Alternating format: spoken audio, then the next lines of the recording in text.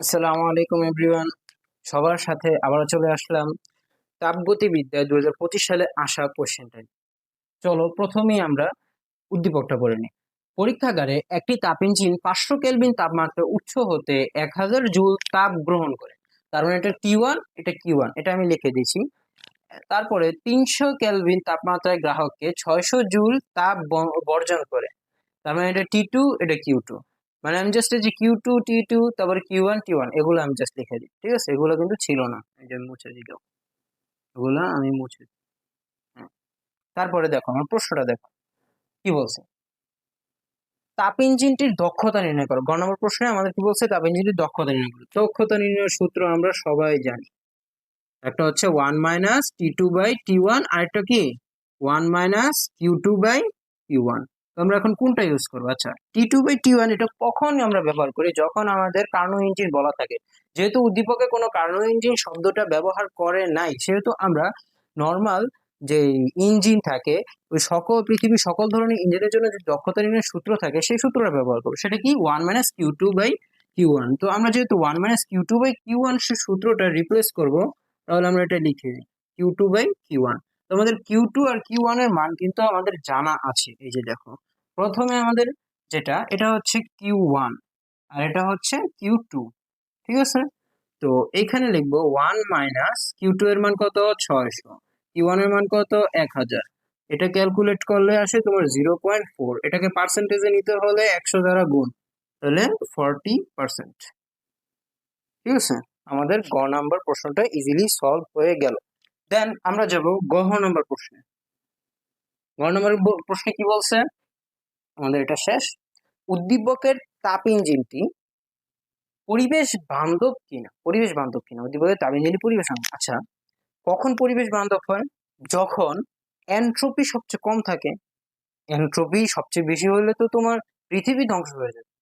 এখন এনট্রপি যখন সবচেয়ে কম থাকবে তখনই তো তোমার তাপ ইঞ্জিন পরিবেশ বান্ধব। এখন দেখো, এনট্রপি নির্ণয় সূত্র কি? এনট্রপি নির্ণয়ের সূত্রে আমাদের এস লাগে, এম লাগে। D equal to M S লন, ধরো আমি লিখি D equal to M S লন T2/T1। আমাদের T2 আর T1 তো জানা, কিন্তু এম আর এস এর মান কিন্তু দেওয়া নেই।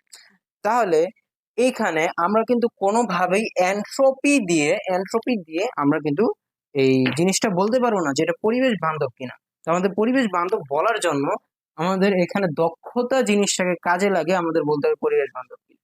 আচ্ছা, আমরা গ মার্কে দক্ষতা কত পেয়েছিলাম? 0.4। তো আমরা ওইটাকে ধরি এন নট ইকুয়ালস টু 0.4, ঠিক আছে, যেটা পেয়েছি।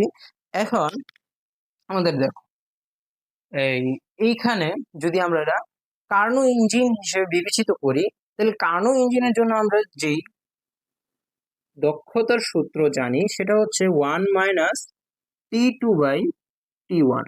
তো এখন আমরা কেন কার্নো ইঞ্জিন ধরলাম সেটা আমি বুঝাচ্ছি, একটু দেখো। T2 এর মান কত? T2 এর মান কিন্তু কোথায় গেল? 300 কেলভিন, 300।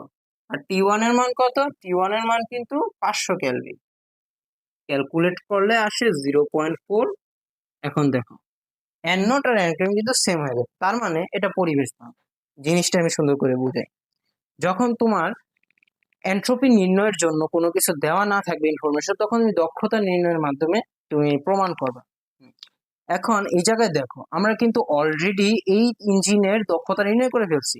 এখন এটা যদি আমরা আবারও এটার দক্ষতা বের করি, তাহলে তো সেম কাহিনী আমরা বারবার করতেছি না। এই জন্য আমরা এটাকে কি করব? তাপ ইঞ্জিন কি করি, কর্ণ এই কি বলে কার্নো ইঞ্জিন হিসেবে বিবেচিত করার পর ওইটার যে দক্ষতা বের হবে, ওই দক্ষতাটা যদি আগের ইঞ্জিনের সমান হয় তাহলে কিন্তু পরিবেশ বান্ধব হবে। জিনিসটা হচ্ছে এরকম, যদি তোমার কার্নো ইঞ্জিন আর হচ্ছে নর্মাল যে ইঞ্জিনের দক্ষতা সেম হয় তাহলেই পরিবেশ বান্ধব। তো ঠিক আছে, আমাদের এখানে দুইটা সেম হয়েছে, আমরা লিখে দিব এন দক্ষতা নট ইকুয়ালস টু দক্ষতা প্রাইম, দুইটা সমান, অতএব এটি একটি পরিবেশ বান্ধব। ঠিক আছে, আজকের জন্য এতটুকুই। সবাইকে আল্লাহ হাফেজ।